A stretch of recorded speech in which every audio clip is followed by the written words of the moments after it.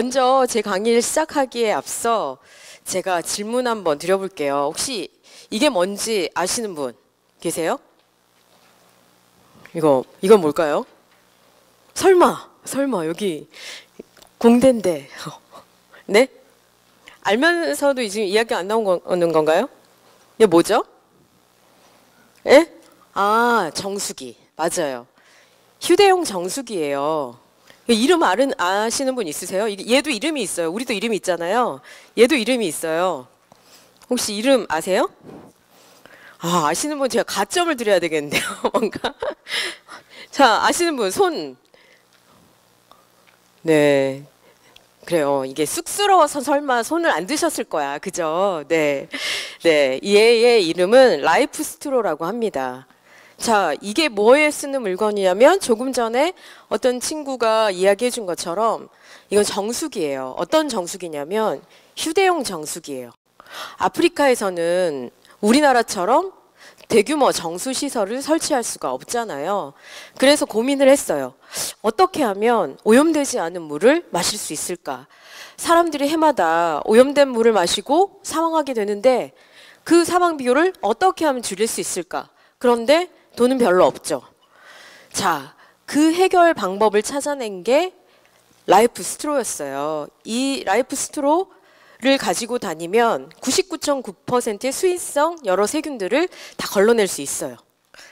그런데 자, 제가 오늘 여러분께 이야기하려고 하는 주제가 바로 이것과 관련된 것입니다. 뭐냐면 아마 여기에 앉아 계신 많은 분들이 다 사회에 나가서 뭔가 문제를 해결하기 위해서 공부를 하고 계실 거예요. 공부를 위한 공부를 하고 계신 거 아닌 거 맞죠? 시험 잘 보기 위한 공부를 하고 계신 거 아닌 거죠? 궁극적으로는 나름대로 문제를 해결하기 위해 하고 계시는 거잖아요. 그런데 사회에 나가면 여러분이 어느 영역에서 일을 하시든지 간에 기업 방식의 해결 방법이 필요해요. 그건 뭐냐면 지속 가능한 해결 방법인 거죠. 제가 방금 라이프 스트로 말씀드렸잖아요. 대규모 정수시설을 설치할 만큼의 돈이 없어요. 아프리카에는. 그 고민을 하다가 나온 게 바로 이거예요. 그런데 또다시 문제에 부딪혔어요. 이게 제가 쇼핑몰에 들어가 봤어요. 우리나라에서도 팔거든요. 제가 고등학생 아이들에게 이걸 소개했더니 이걸로 아리수를 정수시켜서 먹으면 되겠다고 하더라고요. 학교에서는 아리수가 나온다면서요. 네. 자, 우리나라에서도 팔아요. 그런데 한 개에 3만 원 정도 해요. 제가 확인을 해봤더니. 자, 그러면 아프리카에 사는 분들 3만 원 내고 이거 사서 이용할 수 있을까요?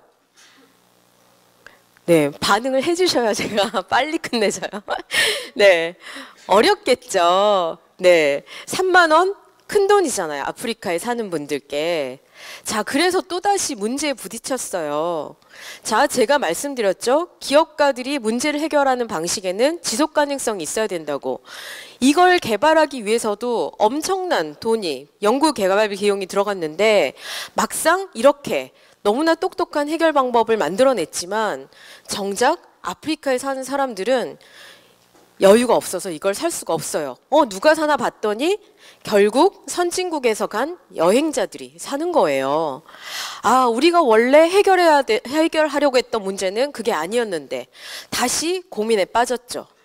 그렇게 고민을 하다가 또 하나의 해결 방법을 찾아냈습니다. 아마 이건 여러분도 아실 건데요. 어떤 해결 방법이냐면 우리 탄소 배출권 아시죠?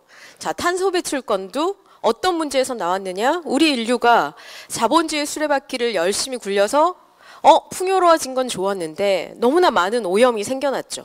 그래서 우리 모두 힘을 합쳐서 탄소를 좀 줄여보자라고 약속을 한 거고, 그렇게 해서 자, 탄소 배출을 요만큼 줄이면 요만큼 보상해 줄게 하는 제도가 있어요. 그래서 그 사람들이 이 라이프 스트로를 그 제도를 이용해서 보상받기로 했습니다. 어떻게? 자, 한번 보세요. 사람들이 요걸 이용하면요, 요만큼의 탄소가 줄어들어요. 그러면 우리가 요만큼 탄소를 줄어들게 하니까 요만큼의 보상을 해주시면 저희가 사람들에게 이걸 나눠드리겠습니다. 자, 또 한 번의 해결 방법을 찾아낸 거죠. 사실 계속 끊임없이 새로운 문제점에 부딪히게 될 거예요. 아마 여러분들이 학교를 벗어나면 지금 여러분들이 책으로 또 교수님께 강의로 여러 과정을 통해서 배우는 그런 문제점 말고도 수많은 문제점들을 현장에서 부딪히게 될 건데요. 저는 오늘 여러분께 지금 이렇게 세상의 문제를 풀어가는 기업들이 어떻게 문제를 해결하고 있는지, 그리고 그렇게 문제를 해결하는 사람들의 중심에는 창업가적 문제 해결 능력이라는 게 있다는 이야기를 드리려고 이 자리에 왔습니다. 혹시 포인터가 있나요?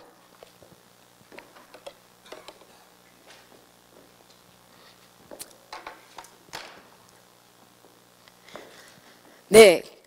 지금 제가 이제 간단하게 설명을 드렸는데요. 저는 아마 저에게 첫 시간이라는 이 중요한 자리를 마련해 주신 건 아마 저의 독특한 이력 때문인 것 같아요. 조금 전에 교수님께서 설명을 해 주셨듯이 저는 갈짓자 행보를 계속 걸어왔어요. 원래 이과생이었다가 우연히 대학교 4학년 때 법학을 만나서 또 법대에 다시 편입해서 들어갔고요. 법학을 공부해서 결국 이제 변호사로 사회생활을 시작했는데 변호사 일이 다시 익숙해질 무렵에 또다시 창업 세계로 나왔습니다. 자, 도대체 안주할 줄 모르죠. 네, 안주할 줄 모르는 건 맞고요. 그런데 그 핵심에는 뭐가 있었냐면 진짜 나만 할 수 있는 일을 하고 싶다라는 열망이 있었어요. 그리고 그 일이 사회를 좀 더 나은 곳으로 만들었으면 좋겠다. 이런 생각을 했습니다. 그리고 또 하나 교수님께서 잠깐 설명을 해주셨는데요. 저는 좀 용기가 겁없는 용기가 많은 편이에요. 남들이 뭐라건 간에 제가 하고 싶은 일은 반드시 해야 하고 어떤 상황에 연연하지 않는 그런 특성이 있는 것 같습니다. 그래서 만약에 여러분에게도 그런 용기가 있다면, 그리고 사실은 그런 용기가 있었는데 지금 조금 주춤해져 있다면 여러분과 더 많은 이야기를 나눌 수 있을 것 같아요. 사실 간단하게 제가 이제 설명을 드렸지만 사실 제가 이런 과정들을 다 알고 겪어온 게 아니고요. 학교 밖을 나서서 부딪히게 된 사회생활 속에서 점점 제 자신을 알아가게 되었습니다. 사실 여기는 이제 여러분들이 고려대학교라는 이런 이제 수재들만 다니는 학교에 오셨으니까 제가 말씀을 드리지만 저도 나름대로 그 순간순간 최선을 다해서 남들이 말하는 좋은 대학, 남들이 말하는 자격증 이런 것들을 다 따면 사회생활이 편안하게 진행될 수 있을 거라고 생각을 했어요. 그런데 사회생활이라는 건 남들이 정해준 척도나 기준이 아니라 결국 내가 만들어가야 한다는 걸 뒤늦게 알았고요. 학교에서 배우지 못한 수많은 것들이 있다는 사실을 뒤늦게 알았습니다. 그래서 정말 제가 사회생활을 하면서 느낀 건 아마 다른 선배님들도 그런 이야기 하셨을 거예요. 학교에서 배운 건 반의 반도 안 된다라는 이야기를 했을 텐데요. 저도 똑같은 심정이었습니다. 그래서 다양한 시도를 했던 것들이 제가 앞에 여러분께 보여드렸던 이런 과정들이었습니다. 결국 저는 운이 좋게도 제가 원하는 일을 찾았어요. 그리고 비록 지금 하고 있는 일에 5년 후의 미래 저는 예측하기 어려워요. 왜냐? 끊임없이 변하거든요. 그래서 예측하기 어려운 삶을 살아가지만 가장 중요한 건 뭐냐면 저는 어제도 행복했고요. 오늘도 행복하고 아마 내일도 행복할 것 같아요. 그런데 그 이유가 무엇인지 제가 간단한 이야기를 들려드리도록 하겠습니다. 사실 창업가들은요, 아마 자기 일에 만족하는 창업가들의 스토리를 파보면 그 사람이 그 일을 할 수밖에 없었던 개인적인 경험들이나 아니면 관심들이 있었을 거예요. 정말 건강에 대한 인식을 많이 하고 있던 친구는, 제 후배는 지금 먹거리와 관련된 창업을 해서 일을 하고 있고요. 반대로 저는 이렇게 뭔가 가르치고 배우는 데 관심이 많았어요. 사실 저희 회사가 지금 하고 있는 일은 저희가 하려고 하는 일이 100 정도에 해당한다고 하면 아직 0.1 정도 온 것 같아요. 그런데 어쨌든 제가 풀려고 하는 문제는 뭐냐면 바로 이것입니다. 제가 아까 서두에 말씀드렸듯이 학교에서 배운 내용은 지금 세상에서 필요로 하는 것에 반의 반도 안 된다는 거. 그 공백을 어떻게 하면 메울 수 있을까? 이게 제가 풀고 싶은 사회 문제인 거고요. 저희 회사가 보여주는 모습, 그 문제를 해결하기 위한 첫 발자국도 아직 안 뗀 상태입니다. 그래서 저는 오늘 여러분에게 뭐 대단한 성공 스토리를 말씀드리려고 이 자리에 선 거 아니고요. 저도 이 문제를 풀기 위해서 그 누구보다 열심히 그렇지만 행복하게 살아가고 있는 사람이라는, 그래서 여러분이 평소에는 그다지 보고 듣고 느껴보지 못했던 이야기들을 좀 들려드리려고 온 것뿐입니다. 자, 제가 제 친한 친구들 이야기를 들려드릴게요. 이 친구들이 벌써 이제 저랑 같은 대학 동기니까 사회생활 한 17년 차, 남자인 친구들이니까 군대까지 이제 포함하면 사회생활 한 17년 차예요. 그런데 두 사람 다 경제학을 전공했습니다. 그리고 금융권에서 사회생활을 시작했죠. 그런데 한 친구는 얼마 전에 오랜만에 저한테 카톡을 보냈더라고요. 너무 반가워서 제가 답장을 했어요.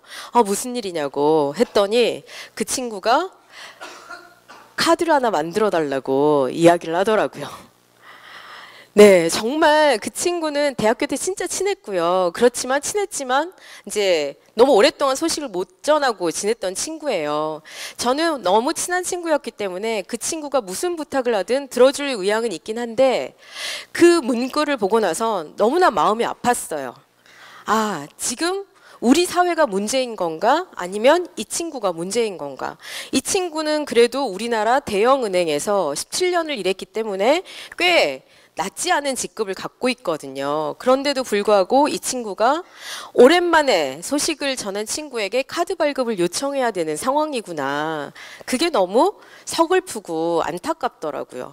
한 친구의 이야기는 이제 그런, 지금 대기업에서 어떻게 보면 그 친구의 명함은 화려할 거예요. 그런데 실상 그 친구가 저에게 느껴지는 한 단면을 이야기 드린 거고요. 또 한 친구도 역시 금융권에서 사회생활을 시작했어요. 그런데 지금으로부터 한 5년 전 우리 모바일 시대가 시작될 때쯤 어느 날 지인을 통해서 러브콜이 왔어요. 조그마한 벤처 회사가 사업을 시작하려고 하는데 네가 같이 합류해주면 좋겠다라는 제안이었어요. 사실 그 친구는 그 시점이면 30대 후반이고 그래도 꽤 그 회사에서 잘 나가는 상황이었거든요. 그런 상황에서 한참 꼭지점에 있고 주목받을 때 그 친구에게는 어찌 보면 도박 같은 일이었어요. 그 회사에서는 네가 지금 받는 연봉 절대 줄 수 없어. 아마 반의 반 정도밖에 안 될 거야. 다만 우리가 스톡옵션이라는 게 있는데 그걸 주면 나중에 우리 회사가 잘 되면 네가 금전적인 보상은 받을 수 있을 거야. 그런데 무엇보다 금전적인 보상은 우리가 개런티할 수 없는 거지만 정말 전에 없는 새로운 무언가를 만들어보는 희열을 느낄 수 있을 거야 라는 제안을 했고 고민을 하다가 그 친구가 합류하는 걸로 결정을 했어요. 자, 그 친구가 합류한 회사가 어디였냐면 카카오톡이었어요. 네. 대충 느끼셨겠지만 그때 받았던 카카오톡의 주식이 얼마 전 이제 다음하고 합병했잖아요, 작년에. 그래서 지금 이제 16억 정도의 가치가 된다고 하더라고요. 자, 제가 16억이라는 숫자를 여러분에게 강조하려는 건 아니고요. 자, 제가 조금 조금 전에 보여드렸던 세상에는 여러 가지 삶의 갈래들이 있는데 조금 내가 지금 갖고 있는 그 무엇을 조금 덜어서 모험하는 사람들에게 남과 다른 보답이 얻어질 수 있는 시대인 거다. 이런 이야기를 드리려고 하는 겁니다.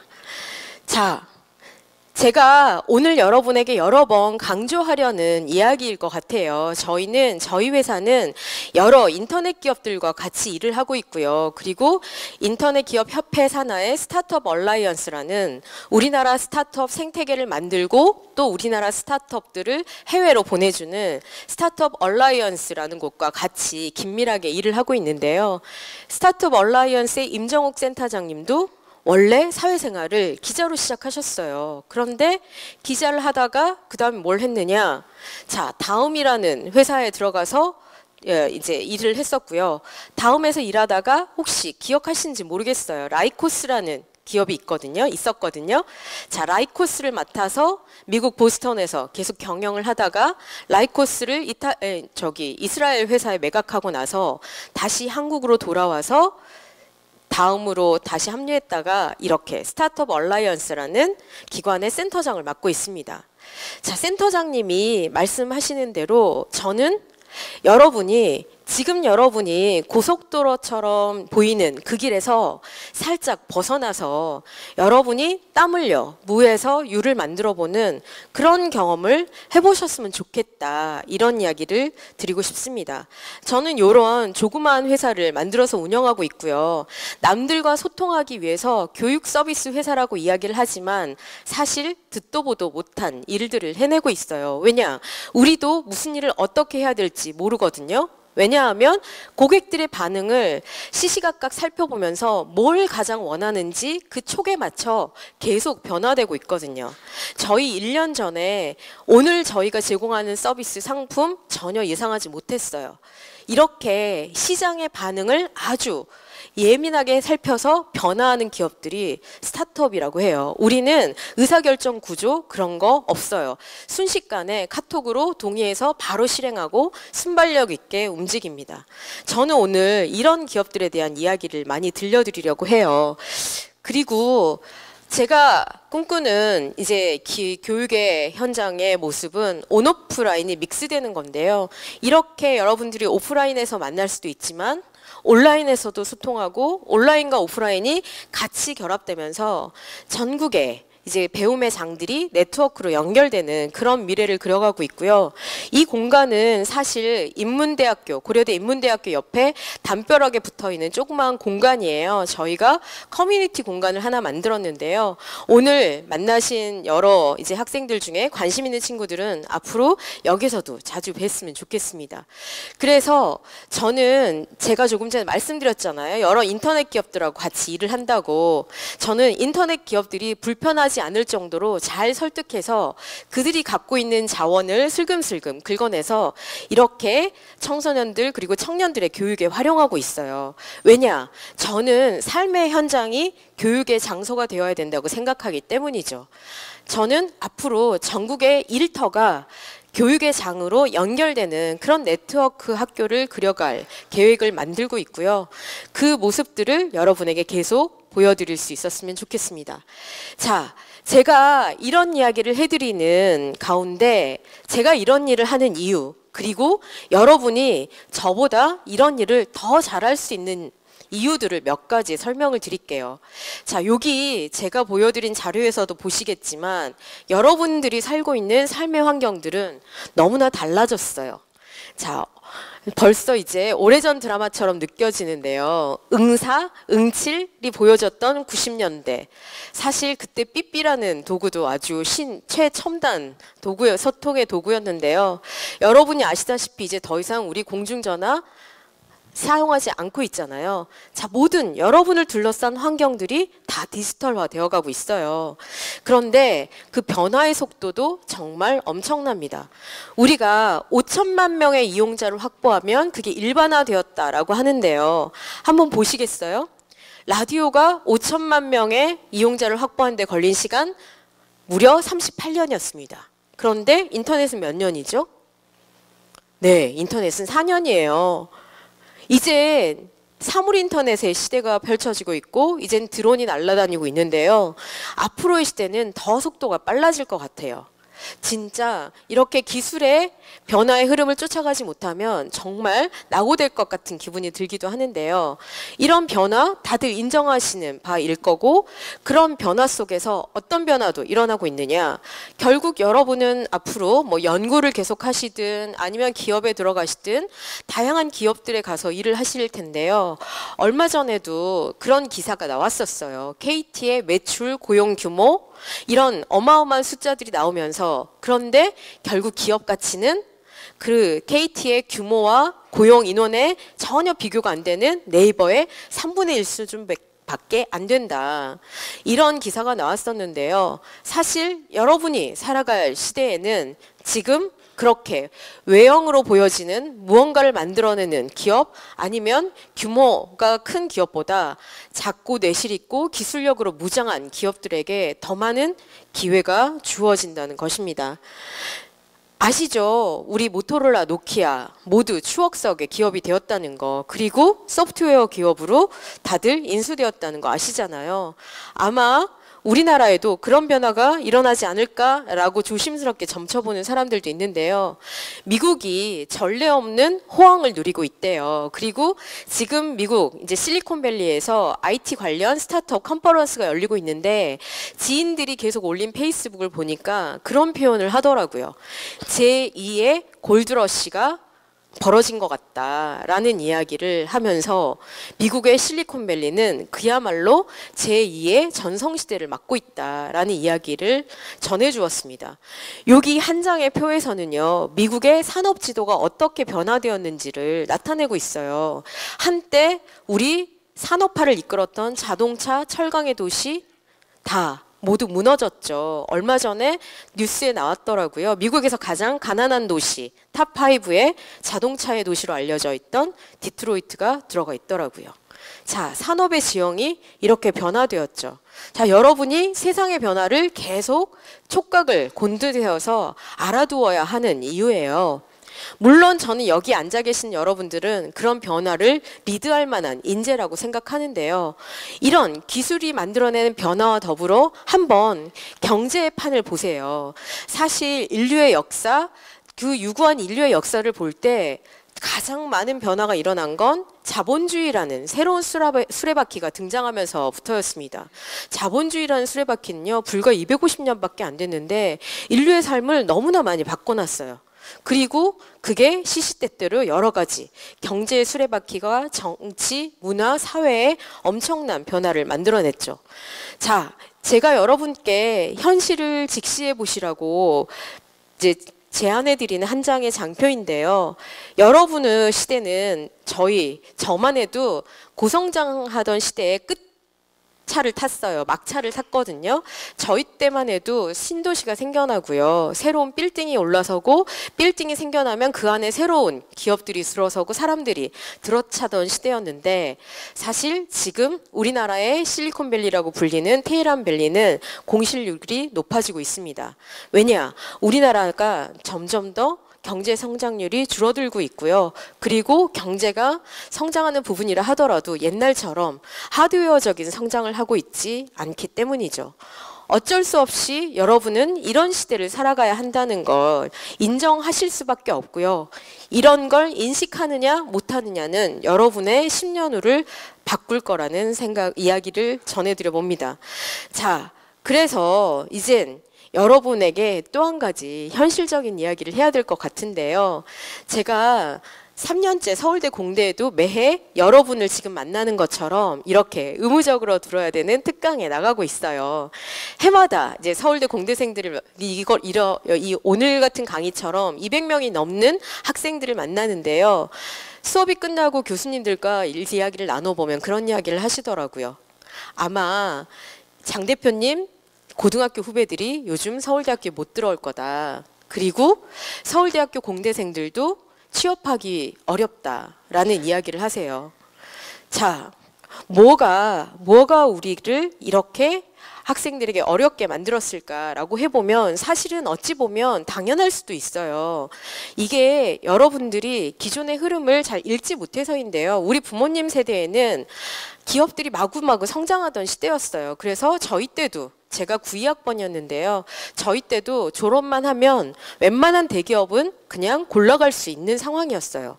그런데 세상이 변했거든요. 대기업들도 그동안 수없이 변화를 했고요.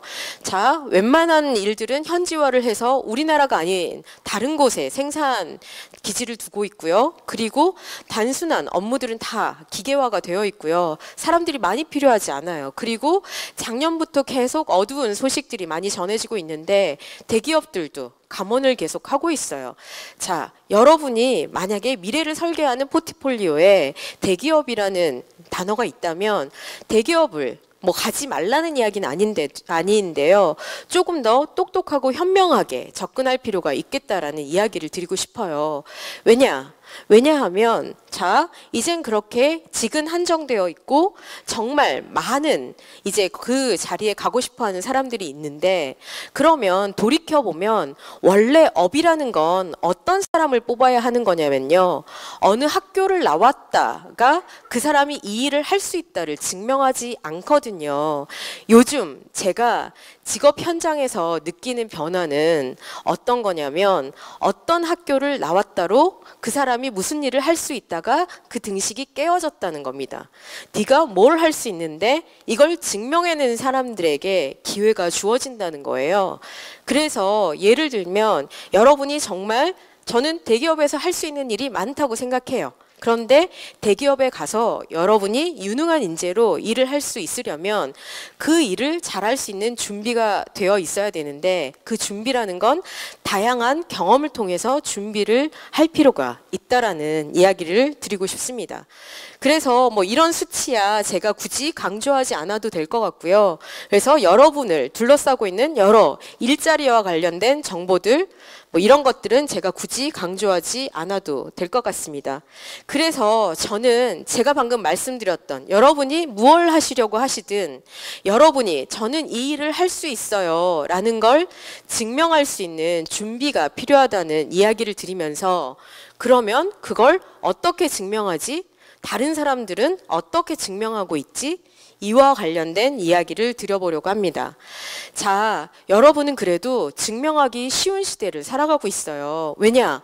이젠 도구와 시스템들이 너무나 잘 갖춰져 있거든요. 제가 제 친구, 카카오톡에 합류한 친구 이야기를 드렸잖아요.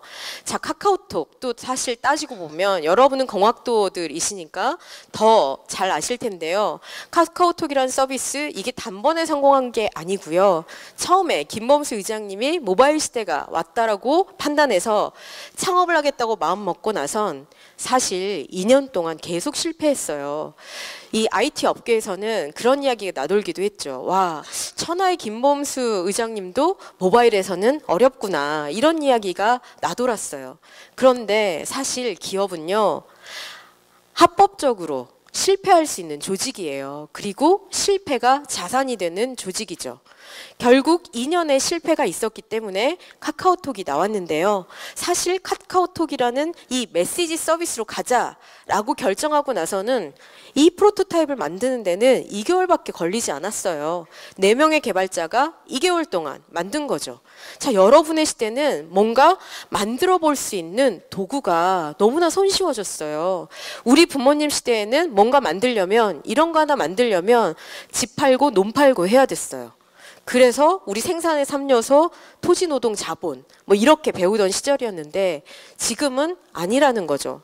더더군다나 코딩을 할 수 있는 여러분들에게는 생산이라는 단어가 정말 가볍게 느껴지는 그런 시대가 되었고요.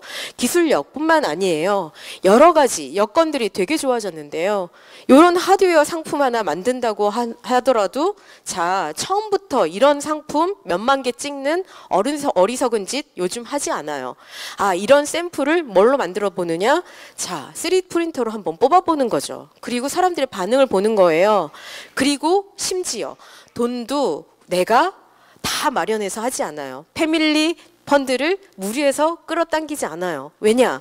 크라우드 펀딩이라는 다수의 힘을 빌리는 시스템이 생겼거든요. 자, 크라우드 펀딩을 여러분이 들어보셨는지 모르겠는데요. 사실 텀블벅이라는 문화예술 사이트는 벌써 4년이 되었고요. 문화예술 프로젝트를 하고 싶은 많은 예술가들이 이용하는 사이트이고, 최근에 열심히 성과를 나타내고 있는 사이트가 열심히 성과를 나타내고 있는 크라우드 펀딩 플랫폼이 있는데요. 와디즈라는 플랫폼이거든요. 자, 요즘에는 와디즈가 아주 활발하게 그 역할을 해내고 있는데, 이 와디즈에 최근에 올라온 이제 크라우드 펀딩 사례를 제가 캡처해 왔는데요. 이 친구들은 기술로 예술하는 친구들이에요. 자, 비트브릭이라고 해서 아두이노하고 비슷한 그런 제품을 만드는 친구들인데요. 이 제품을 본인들이 돈을 모아서 만드느냐? 아니에요. 크라우드 펀딩 사이트에 올려서 지금 1,000만 원이 넘는 돈을 지금 모았어요. 그러면 자, 이 제품을 필요로 하는 사람들에게 돈도 모으는 것뿐만 아니라 크라우드 펀딩의 장점이 돈에만 있는 게 아니고요. 수많은 팬들을 사전에 확보하는 거예요. 아, 저희가 지금 요 설계 단계까지 갔고요. 그 다음에 이제 초벌을 뜨려고 하는데 이 기능을 넣을까요? 말까요? 자, 저희에게 펀딩을 해준 고객들에게 의견을 묻는 거예요. 이걸 바로 크라우드 소싱이라고 합니다. 자, 다양한 집단지성을 이용해서 만들어가는 거예요. 자, 이렇게 이런 물리적인 이런 제품을 만들어내는 경우에도 돈의 장벽 우리가 다양한 방식으로 넘어설 수 있고요. 그리고 여러분이 무언가 진짜 마음 먹고 해본다고 했을 때 옛날처럼 사무실을 따로 얻을 필요도 없어요. 아마 벌써 이제 고대생들이라면 저희 창고도 이용하실 수 있을 텐데 살펴보면 공짜로 이용할 수 있는 코워킹 스페이스들도 많고요. 많은 돈을 내지 않아도 여러분들이 정말 즐겁게 이용할 수 있는 코워킹 스페이스들이 점점 더 많아지고 있습니다. 물론 창조경제라는 흐름에 동참하면서 이런 변화들이 생겨났는데 이런 정보들 여러분들이 이미 알고 있으셨다면 다행인 거고 모르셨다면 여러분들이 오늘을 계기로 좀 더 많은 정보를 접해보셨으면 좋겠습니다. 그리고 또 하나는 여러분에게 호시절이라고 꼭 한번 대학을 졸업하기 전에 안전하게 실패해 볼 수 있는 기회이니 꼭 한번 해보라고 제가 여러분에게 권하고 싶은 이유는요. 우리 부모님 세대하고는 다르게 이제 다양성이 어느 정도 확장되었다는 그런 배경 때문입니다. 여기 이 가방이 트럭 덮개천으로 만든 가방이에요. 트럭 덮개, 방수천이거든요. 자, 환경 친화적인 제품인데요. 이 가방 제가 얼마쯤 이면 사겠냐고 물어보면 다양합니다. 5,000원부터 진짜 많이 쳐주신 분들이 한 3만 원 이야기를 하시는데요. 이 가방이 여러분 이제 여러 매장에 가서 보시면 아시겠지만 15만 원 정도 해요. 이게 뭔데? 네, 전혀 사실 의향이 없어 보이세요, 우리 교수님? 네, 네, 15만 원이거든요. 이게 뭔데 15만 원이야? 네, 올리원의 가치를 담았어요. 전 세계 어딜 가도 똑같은 디자인이 하나도 없어요. 제 주변에 있는 디자이너들 프라이탁 가방 하나 정도는 있어야 내가 디자이너지. 그런 친구들이 많아요. 자, 이제는 사람들이 페이를 하는 이유가 다양해졌다는 거죠. 뭔가 다양성에 박수 쳐주는 사람들이 생겨났다는 겁니다. 여러분들이 무언가 살포시 시작을 해봐도 그 살포시에 호응하는 사람들이 좀 많아졌다는 거예요. 저는 이런 이야기를 드리면서 몇 가지 또 하나의 아주 비장의 무기가 여러분들에게는 생겼죠. 이제는 이런 소위 사람들이 말하는 뻘짓이라는 걸 시도한다 하더라도 이게 입소문을 낼 수 있는 여러 가지 채널들이 생겼어요. 그리고 심지어 요즘에는 1인 창작자 시대라는 이야기도 나오는데요.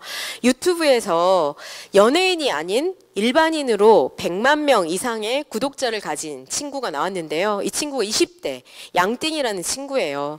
자기만의 유튜브 채널을 확보하고 이제 여러 문화 컨텐츠들을 만들고 있는데요. 이 친구가 벌어들이는 한 달 광고 수익만 해도 한 5천만 원 정도 된다고 해요. 금액이 중요한 게 아니라 이제는 뻘짓을 해도 먹고 살 수 있는 그런 시대구나.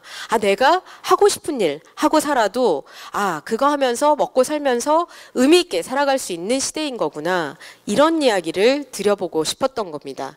자, 그래서 제가 서두에 말씀드렸잖아요. 기업들이 어떻게 사회 문제를 해결하는지 그 이야기를 드리겠다고.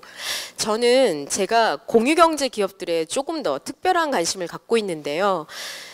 공유경제 기업들의 몇 사례들을 제가 이야기를 드려보려고 합니다.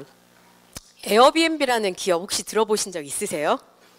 네, 여행을 좋아하는 친구들은 들어보셨을 것 같은데요. 에어비앤비는 사실 새로운 게 아니고요. 우리나라로 치면 민박 플랫폼이에요. 그런데 우리 민박 그러면 어떤 느낌이 드세요? 왠지 왠지 어디 MT 갔을 때 이젠 한 방에 한 2, 30명 들어가야 될 그런 방 구하는 느낌이랄까? 후줄그레하고 뭐 이런 느낌이 들잖아요. 그런데 그런 느낌을 업그레이드 했습니다. 에어비앤비는 예를 들면 제가 뉴욕에서 일하는 아티스트예요. 그런데 한 달 동안 인도에 가서 작업을 해야 돼요. 그럼 제 스튜디오가 비겠죠? 저는 그 한 달 동안 비어있는 스튜디오를 에어비앤비라는 플랫폼에 올려서 제 방에 묵을 사람을 구해요. 그런데 듣도 보도 못한 내가 전혀 얼굴도 모르는 사람에게 내 방을 내준다고? 이게 가능해진 이유가 소셜 미디어의 발달입니다. 소셜 플랫폼이라고 제가 말씀드린 이유가 에어비앤비는 로그인을 페이스북으로 하게 되어 있어요. 그래서 어떤 사람인지 제가 그 스튜디오, 우리가 호스트라고 하는데요. 저는 제가 묵을 때, 신청할 때 호스트가 어떤 사람인지 살펴보고 저도 신청을 하고요. 호스트도 마찬가지예요. 제 집에 묵을 사람이 어떤 사람인지 살펴보고 제가 승낙을 합니다. 그래서 저는 지방 출장을 갈 때, 특히 이제 제주도에는 에어비앤비를 이용해서 숙소를 구하는데요. 제가 자주 이용하는 숙소는 건축하는 분들이 만든 공간이에요. 그래서 공간이 아기자기 너무나 재미있어요. 그 공간에 가서 그분들 오랜만에 만나서 수다 떠는 재미도 저에게는 한몫합니다.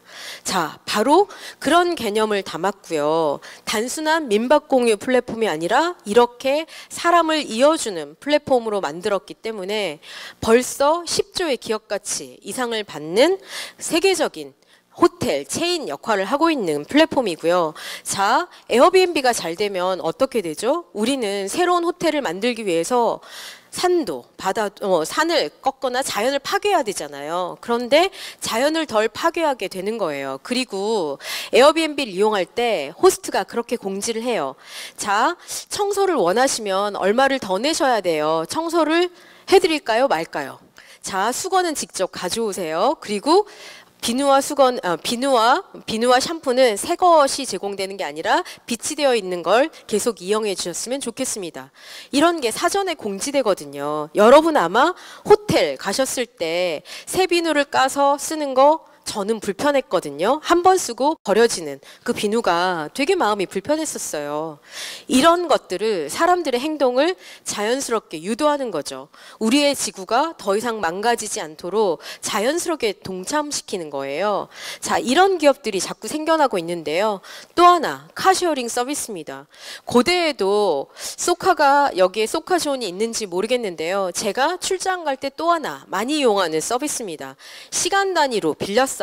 그리고 존이 여러 군데 있어서 제가 스마트폰으로 간단하게 예약하고요. 스마트폰으로 문을 열고 닫아요.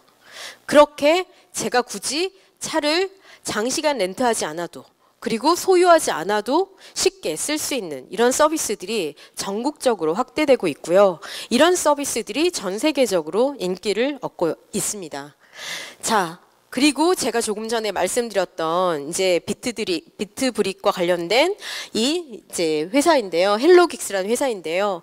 여기서부터는 조금 자기의 취미, 자기의 관심사를 이루면서 먹고도 사는 여러 소셜 벤처들을 이야기를 드려보려고 하는데요. 이 친구들은 원래 저는 계속 지켜봤을 때 예술가인 줄 알았어요. 그런데 이런 방식으로 예술과 교육과 여러 가지 제품 생산을 섞어서 하면서 자기가 하고 싶어 하는 일들도 하면서 먹고 살더라. 그리고 사람들이 창조적인 경험을 할 수 있도록 도와주더라. 이런 이야기를 드릴 수 있을 것 같고요. 그리고 재밌는 변화들이 오프라인 상점에서도 생겨나고 있어요. 저는 되게 친한 선배 중에 한 명이 홍대 앞에 땡스북스라는 디자인 전문 서적을 운영하고 있는데요. 땡스북스는 재미있어요. 단순히 서점인 게 아니고요. 카페이기도 하고 문방구이기도 해요. 그리고 전시장이기도 하고 강연회가 열리기도 해요. 자, 복합 문화공간의 역할을 하는 건데요. 사실 저는 온라인을 그렇게 좋아하지 않아요. 왜? 왜냐하면 어떤 부분에서 온라인을 안 좋아하냐면 사람의 온기를 느끼고 싶은 부분에서요. 그런데 이렇게 요즘 어떤 변화들이 나타나고 있냐면 온라인의 편안함을 더 뛰어넘는 오프라인의 친밀감을 제공하는 회사들이 많이 늘어나고 있습니다. 예를 들어서 제가 조금 말씀드렸던 땡스북스가 그렇게 선도적으로 동네 책방에 새로운 기회를 열었다면 요즘 화제를 몰고 있는 또 하나의 상암동에 자리 잡고 있는 또 하나의 동네 책방인데요. 이곳은 원래 온라인 회사 에서 일을 하던 자매가 만든 조그만 동네 책방이에요. 그런데 컨셉을 정말 자기들이 평소에 원하던 대로 만들었어요. 그래서 요즘 기사로는 술 먹는 책방이라고 알려져 있는데요. 간단한 맥주를 마시면서 책을 볼 수 있는 그런 공간으로 만들었고요.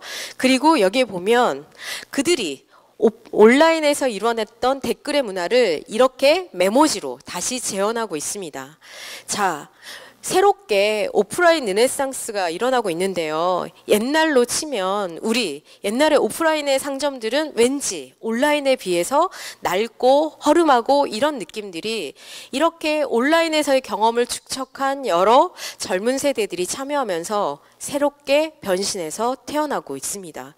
자, 여러분들이 앞으로 살아가야 할 시대에는요, 이렇게 온라인과 오프라인이 믹스되는 새로운 경험들이 계속 확장될 겁니다. 자, 그런 이야기들을 이제 여기까지만 여기 이 하우스 쉐어링과 여러분들의 일상과 조금 더 길밀된 사례인 것 같아서 하우스 쉐어링 기업을 하나 더 소개를 해드리려고 하는데요. 이 친구들은 사실 대학교 때부터 창업을 했던 친구들이에요. 대학교 때 무슨 회사를 창업했냐면 이 친구들도 역시 사회 문제를 어떻게 해결할 수 있을까에 주목했던 친구들인데요. 아마 들어보신 친구들도 있을 거예요. 딜라이트라고 네, 저렴한 보청기를 만들어낸 친구들이에요. 그래서 그 딜라이트라는 회사를 창업해서 결국 그 회사가 다른 회사에 이제 매각되면서 좀 큰 돈을 벌기도 했는데요. 어떻게 했느냐? 비싼 100만 원 이상의 보청기를 아주 표준화시켜서 국가에서 주는 보조금만으로 살 수 있게 만든 거예요. 자, 이게 창업가들이 해결해내는 창업가적 문제 해결 방법이라는 건데요. 그렇게 첫 번째 경험을 성공하고 나서 그 다음에 다시 시도한 회사가 우주라는 하우스 쉐어링 회사입니다. 이게 뭐 하는 거냐? 사실 제가 아까 말씀드렸잖아요. 모든 창업에는 그 창업가들의 개인적인 관심과 경험이 녹아져 있다고. 자, 딜라이트를 운영할 때 어느 날 한 직원이 아주 늦게 지각을 해서 나타난 거예요. 너 왜 이렇게 늦었냐고 이야기를 했더니 이 친구가 반지 앞방에 사는데 그날따라 해가 너무 이제 늦게 떠서 그리고 그 반지 앞방에 해가 잘 안 비쳐서 정말 세상 모르고 자버린 거예요. 자, 그 반지 앞방 한 달 월세가 얼마였냐면 45만 원이었대요. 야, 그렇게 많은 돈을 내고도 반지 앞방에서 살아야 되는 거냐? 살펴봤더니 이게 이례적인 일이 아닌 거예요. 우리의 청춘들이 모두 다 안고 있는 문제라는 거죠. 야, 이거 진짜 문제 있다. 우리가 한번 해결해보자. 라고 해서 태어난 게 이 우주라는 회사인데요. 처음부터 뭐 대단하게 많은 돈을 투자해서 했느냐? 아니에요. 처음에 어디를 먼저 공략했냐면 사실 서울만 해도 몇몇 동네들이 슬럼화가 되어가고 있는데요. 어떤 곳이 그러느냐? 교통은 그래도 괜찮은 편인데 재개발한다고 공지가 되었다가 재개발이 안 된 곳들. 이걸 집주인이 집을 고치지도 못하고 누가 들어오지도 않는 그런 상태로 방치되어 있는 곳들이 있는데요. 이런 곳을 이 친구들이 이제 많지 않은 돈으로 합리적인 비용으로 빌려서 다시 리모델링을 했습니다. 그리고 이름을 붙였어요. 창업가들의 집, 예술가들의 집. 자, 테마를 담았죠. 그리고 쾌적한 공간을 만들었고 이런 집들이 있는데 같이 사실 분들 모았어요. 수많은 젊은이들이 신청을 했고요. 그렇게 해서 하우스 쉐어링 사업이 시작되었고 이제는 더 성장하고 있습니다. 자, 이렇게 사회 문제를 해결하고 있는 기업들이 있고요. 사실은 이게 꼭 창업할 때만 필요한 게 아니고요. 여러분이 연구를 하더라도 이 문제를 어떻게 해결할까? 어떻게 지속 가능한 방법으로 해결해낼까? 이런 고민들을 하셔야 한다는 거고 그 능력이 있어야 유능하다고 인정받을 수 있다라는 이야기를 드릴 수 있을 것 같습니다. 자, 사실 요즘엔 소셜벤처에 대한 관심들이 정말 많아졌고요. 우리 인터넷 5인방이라고 할 수 있는 지금 성공한 인터넷 기업이라고 불리우는 5명의 창업가들이 작년에 벤처 자선회사를 하나 만들었어요. 우리가 이렇게 성공할 수 있었던 건 결국 우리 사회 구성원들이 다들 기여해 준 건데 우리가 어떻게 그 기여를 보답할까 고민하다가 이렇게 다음 세대를 위해서 활동하는 기업, 단체, 사람들을 지원하는 벤처 자선회사를 만들었습니다. 자, 제가 이런 이야기를 통해서 여러분들께 들려드리려고 하는 메시지는 뭐냐면요. 기업들이 여러분 머릿속에 박혀있는 기업이라는 곳이 돈을 버는 곳이 아니라 세상의 문제를 해결하고요. 더 나은 세상을 만들기 위해 고민하고 있다. 오히려 여러분에게 들려주는 여러 가지 부정적인 뉴스들은 사실 우리 개개인들이 갖고 있는 부정적인 점들 다 있잖아요. 그러듯이 그런 점들이 부각됐을 뿐이다. 그리고 여러분들은 앞으로 무슨 일을 하든 이렇게 창업가적 문제 해결 능력이 필요할 거다. 이런 이야기를 드리려고 했던 겁니다. 그래서 이젠 지금부터는 주인공을 이제 여러분으로 돌려서 이야기를 드리려고 하는데요. 제가 방금 말씀드렸던 여러 가지 이야기들 결국 앞으로 여러분들이 무슨 일을 하시든 그 여러분들이 하는 삶의 현장에서 창업가적 문제 해결 능력이 필요할 건데 저는 여러분의 시각으로 맞춰서 이렇게 표현을 해봤습니다. 이 창업가적 문제 해결 능력이라는 건 결국 취업과 창업을 넘나드는 창조 DNA다. 제가 구체적으로 제가 아끼는 후배 이야기를 드려보려고 합니다. 저는 웬만한 사람들은 부럽지가 않은데요. 박희은이라는 올해 30살 된 후배는 너무너무 부러워요. 아, 내가 저 나이 때 저렇게 살 수 있었을까 싶을 정도로 너무나 당차고 훌륭하게 살아가는 친구인데요. 그 친구의 이력을 살짝 보여드릴게요. 대학을 졸업하고 나서 워낙에 문화예술 쪽에 관심이 많았던 친구여서 NC소프트라는 회사에 들어갔어요. 그런데 불과 6개월 만에 창업을 했죠. 사실은 창업을 본인이 직접 한 게 아니라 이미 시작됐던 팀에 합류했는데 그 아이템이 본인의 경험과 너무 잘 맞아서 대표를 맡게 되었어요. 아마 여러분 중에 아시는 분들도 있을 것 같은데요. 이음이라는 회사 들어보셨어요? 네, 소개팅 앱을 만들어주는 회사인데요.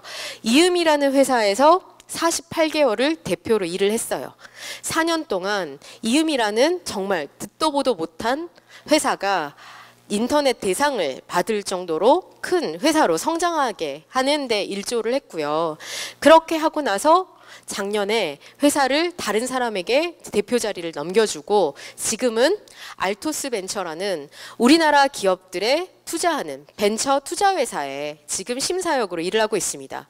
이 회사에서 투자한 앱들이 뭐 배달의 민족이라든가 이음이라는 회사도 사실 이 알토스 벤처에서 투자를 했고요. 쿠팡, 뭐 배달의 민족, 비트, 여러 직방, 뭐 여러 아는 여러분들이 최근에 모바일 회사라고 알려진 기업들이 다 알토스 벤처에서 투자를 한 건데요. 사실 이 이력을 보여드렸지만 박희은이라는 친구는 이 박희은이 취업을 했느냐 창업을 했느냐가 중요한 게 아니고요. 이 친구에게는 이렇게 문제 해결 능력이 있기 때문에 계속 눈여겨보던 사람들이 러브콜을 보내는 거예요. 그리고 박희은도 아 내가 4년 동안 회사를 요만큼 키웠으면 창업가로서 경험할 것들을 했기 때문에 30이란 나이에 내가 경험해 볼 수 있는 더 큰 다른 일을 해보는 게 좋겠다라는 판단에서 지금 전 세계를 누비며 일을 하고 있습니다. 자, 여러분에게는 저나 교수님들이 갖고 있지 않은 젊음이라는 엄청난 무기가 있어요. 그리고 사실 그 무기는 뭐든 해볼 수 있거든요. 그런 여러분의 어마어마한 무기를 설계하는데 참고를 해보시라고 제가 설명을 드린 건데요. 사실 이런 창업가적 문제 해결 능력이 있는 사람들은 각 조직 구성원으로 일을 할 때에도 빛을 발해요. 얼마 전에 화제가 됐던 우리 타요버스 같은 경우에도 이게 대표적인 문제 해결 사례죠. 자, 그 아이디어를 머릿속에만 머물지 않고 그 아이디어가 실현되는데 필요한 여러 사람들의 협력을 이끌어냈고요. 그 협력이 이런 선풍적인 반응을 이끌어냈던 겁니다. 자, 저희가 이렇게 우리가 사회에서 여러분들을 이제 바라보면요. 이제 예비 사회인들을 바라보면 사실 저희끼리 그런 이야기를 해요. 5분만 이야기해보면 안다고. 이 사람이 어떤 학교를 나왔든 그리고 어떤 이력을 갖고 있든 어떤 성적을 받았든 별로 상관없어요. 5분만 이야기해보면 어느 정도 감이 와요. 어떤 역량을 갖고 있을지. 사실은 아마 여러분들도 한 번쯤은 접해봤을 내용인데요. 구글이 어떤 사람을 채용하는지에 대한 뉴스가 작년에 많은 사람들의 인구에 회자됐는데요. 구글에서도 그런 언급을 했었죠. 당신이 어떤 학점을 받고 어느 학교를 나왔는지 그건 당신이 무슨 일을 할 수 있는지를 증명하지 않습니다. 우리가 중요하게 여기는 건 소프트 스킬인데요. 그건 다른 사람들과 협력하고 그리고 끊임없이 배울 수 있고 이런 우리가 생각하는 어찌 보면 애티튜드에 해당하는 그런 역량들을 저희는 더 중요하게 생각합니다. 왜냐? 기술은 끊임없이 발전하거든요. 자, 이런 이야기를 이제 여러분에게 말씀을 드리면서 몇몇 친구들의 제가 볼 때 문제 해결 능력이 뛰어나서 자신의 길을 찾아갔던 친구들의 사례를 몇 개만 소개를 드려보려고 하는데요. 사실 작년에 뉴스에 소개됐던 친구들이에요. 자, 이 친구들은 다들 실리콘밸리와 관련된 회사들에 다 자기의 일을 맡게 되었는데요. 자, 김윤재라는 친구는 원래 홍대 미대를 졸업하고 대기업에서 인턴을 했는데 취직이 되지는 않았어요. 자, 취직이 안 됐는데 그 사이에 뭘 했느냐? 자신의 포트폴리오를 계속 온라인 세상에 나타냈죠. 여기 보시면 이 윤재군이 만든 포트폴리오인데요. 여러 유수의 이 세계 유명한 유적지들의 이 건축물들을 단순한 아이콘으로 이렇게 자신이 작업을 해서 올리는 일을 했어요. 자, 보통 이렇게 이제 어떤 디자이너들의 작업물들은 디자이너 커뮤니티에서 이렇게 돌아다니게 되는데요. 어느 날 유명한 디자이너가 이 윤재군의 결과물을 보고 칭찬을 해줬죠. 자, 리트윗을 해줬는데요. 그걸 애플의 인사 담당자가 봤어요. 자, 네가 무슨 학교를 다니는지 학점이 얼마인지 중요하지 않아요. 네가 뭘 할 수 있는지가 중요한 거죠. 그래서 애플에서는 이 윤재군에게 비행기 표를 대주며 이 면접을 보게 했고요. 결국 지금은 이제 애플에서 일하고 있습니다. 그리고 조아라라는 친구는 원래 대기업에서 일을 했는데요. 대기업에 다녀보니까 본인이 대기업 스타일이 아닌 거예요. 그래서 대기업에서 일했던 동안 이제 벌었던 돈을 가지고 제가 아까 알려드렸던 에어비앤비라는 그 에어비앤비 사이트의 호스트로 자기가 이제 약간의 공간을 구해서 호스트로 하면서 비영리 단체에서 일을 했어요. 그런데 이 조아라 양의 이 호스트의 이력을 본 미국의 가이드북이라는 스타트업의 대표가 이 조아라라는 친구의 이력을 보고 이 조아라라는 친구가 만든 공간에 와서 묵었죠. 그리고 제안을 했어요. 내가 이러이런 일을 하는데 한국 대표를 맡아줄 친구가 필요하다. 네 이력을 보니 네 주변에 이런 사람들이 많을 것 같다. 좀 소개해 주지 않겠니? 라고 부탁을 했고요. 그렇게 해서 이 조아라라는 친구는 짬날 때마다 6개월 동안 다양한 사람들을 소개시켜 줬어요. 그랬는데 어느 정도 그 시간이 지나고 나니 이 가이드북이라는 회사의 대표가 어느 날 넌지시 조아라에게 이렇게 이야기를 했습니다. 야, 내가 다양한 우수한 친구들 만나봤는데 네가 제일 나은 것 같아. 네가 맡아주면 어떻겠니? 라고 해서 조아라라는 친구는 이제 가이드북의 한국 대표를 맡게 되었습니다. 자, 이렇게 본인이 원하는 삶의 지형들을 만들어 가다 보면 어느 날 우연히처럼 그 기회가 주어진다는 이야기를 저는 하고 싶었고요. 결국 저는 마지막으로 정리하며 여러분에게 몇 가지 제안을 드리고 싶은데요. 저는 대학이라는 공간에 있을 때가 여러분이 진짜 큰 상처 없이 실패해 볼 수 있는 마지막 기회라고 생각해요. 지금 여러분은 실패해도 그 실패가 큰 타격을 주지 않거든요. 그리고 진짜 그 어디에서도 얻을 수 없는 자산으로 쌓이는 기간이에요. 그래서 저는 여러분들이 학점과 무관하더라도 조금 미친 짓이라고 다른 사람들이 뭐라고 하더라도 좀 저질러 봤으면 좋겠다는 이야기를 드리고 싶은데요. 그 저지른 일이라는 건 어떤 거냐면, 자, 제가 여러 사례에 대해서 말씀드렸지만 다 창업가들은 자신의 불편, 자신의 관심에서 무언가를 시작했습니다. 자, 눈뜨면 신촌이라는 커뮤니티 버스를 운영하는 친구가 있는데요. 이 친구는 분당에서 신촌까지 통학이 너무 괴로웠어요. 그래서 그걸 해결해 보려고 사람들을 모았죠. 분당에서 신촌 가실 분. 소셜 네트워크를 통해서 사람들을 모아서 관광버스를 한 대 빌려서 진짜 버스에 타서 눈 뜨면 신촌이게 만든 거예요. 자, 이게 이제 발전이 돼서 주혁이는 이제 이걸 창업으로 발전시켜 가고 있는데요. 아마 제가 듣기로는 안암으로 오는 버스도 있다고 들었고요. 그래서 이제 눈 뜨면 신촌이 아니라 눈 뜨면 도착이 되었습니다. 서비스 이름도. 자, 이렇게 내가 불편하다고 느끼는 것, 그리고 남들도 불편하다고 느끼는 것, 남들도 필요하다고 느끼는 것을 한번 나서서 시도해 보셨으면 좋겠어요. 그리고 또 중요한 건 뭐냐면 기업은요, 절대 혼자 할 수 없어요. 저 지금 하는 일도 공동 창업자들이 있기 때문에 할 수 있거든요. 정말 여러분들이 일을 잘 할 수 있는, 다른 사람들과 힘을 합쳐서 잘 해낼 수 있는, 훈련을 할 수 있는 좋은 기회인데요. 공동 창업자가 얼마나 중요하냐면, 자, VCNC라는 기업이 있습니다. 아마 여기에 비트윈이라는 서비스를 쓰는 친구들도 있을 텐데요. 커플들만 쓰는 폐쇄형 SNS인데, 사실 이 비트윈이라는 서비스를 만드는 VCNC는 보통 우리가 투자가 여러 단계로 이루어지는데, 엔젤 투자부터 시작해서 시리즈 A, B, C 이렇게 가는데, 이 스타트업은 바로 시리즈 A로 뛰어넘었습니다. 왜냐하면 아주 좋은 팀들이 있었기 때문이죠. 왜 좋은 팀이냐? 박재욱이란 대표는 원래 고등학교 때부터 창업에 관심이 있었고요. 창업을 하려면 경영대를 갈까 공대를 갈까 고민하다가 우수한 친구들을 많이 사귈 수 있는 공대로 가야겠다라고 생각해서 공대로 갔고, 공대에서 진짜 우수한 친구들을 꼬드겨서 계속 대학교 때 여러 공모전과 창업 동아리 활동들을 했습니다. 이렇게 탄탄하게 팀워크를 쌓았기 때문에 투자자들이 보기에도 이 팀은 너무나 훌륭했던 거죠. 역시나 창업을 하고 나서 한두 번 서비스에 실패를 하긴 했지만 지금 아주 잘하고 있거든요. 사실 무엇을 할 것인가 보다 더 중요한 건 누구와 할 것인가입니다. 여러분들이 누구와 어떻게 할 것인가를 훈련해보는 가장 중요한 기회라는 이야기를 드릴 수 있을 것 같고요. 마지막은, 자, 사람들이 창업 이런 이야기가 나오면 성공과 실패로 이분법으로 이야기를 해요. 그런데 제가 아까 카카오톡 때도 말씀드렸고요. 방금 비트윈도 사실 처음으로 만든 서비스 아니거든요.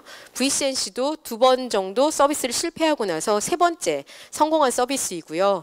자, 작년에 아주 화제가 되었던 호창성 문지원 대표라는 이 이제 부부가 하는 스타트업 창업가들이 있는데요.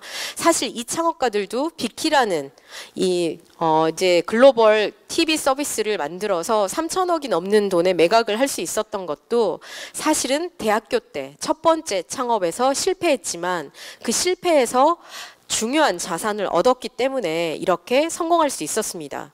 자, 여러분은 진짜 중요한 시기에 놓여 있는데요. 여러분이 하는 실패는 자산이 될 수 있는 중요한 시점이에요. 그래서 저는 실패하더라도 여러분은 정말 잃을 게 없거든요. 여러분은 아직 부양가족이 있는 것도 아니고 지금 실패한다고 해서 낙인이 찍힐 만한 그런 상황도 아니니 정말 실패를 자산으로 만드는 기회를, 대단하지 않더라도 꼭 돈 버는 창업이 아니더라도요. 사소하게라도 조금 더 나은 세상으로 만들어보는 그런 프로젝트를 진행해 보셨으면 합니다. 자, 아마 제가 지금 여러 가지 이야기를 해드렸지만 결국은 뭔가 해보라는 이야기를 담고 있고요. 여러분은 지금 실패를 자산으로 삼을 수 있는 진짜 마지막 계단을 밟고 있습니다. 사회에 나오면 자산으로 삼기가 어려워져요. 왜냐? 사회가 냉혹하거든요. 그래서 저는 여러분이 지금 갖고 있는 이 소중한 기회를 잘 활용하셔서 정말 멋진 인재로 성장하셨으면 좋겠습니다. 제가 준비한 거는 여기까지인데요. 여기는 광고예요, 광고. 저의 오늘 강의로 조그만, 진짜 조금이라도 약간의 미동이라도 있으셨다면 저는 사실 제가 조금 전에 서두 때 말씀드렸다시피 여러 인연들이 겹쳐서 고대 앞에 조그만 커뮤니티 공간을 만들었는데요. 이 커뮤니티 공간이 사람을 기다리고 있어요. 어떤 사람? 이 공간을 잘 이용해 줄 사람, 그리고 이 공간에서 미친 짓을 한번 시작해 볼 사람 을 기다리고 있거든요. 그래서 이 공간에서 그리고 저와 그리고 제 주변에 있는 진짜 멋진 친구들과 소통하면서 뭔가 해보고 싶은 친구들이 있다면 저에게 연락을 해주셨으면 좋겠습니다.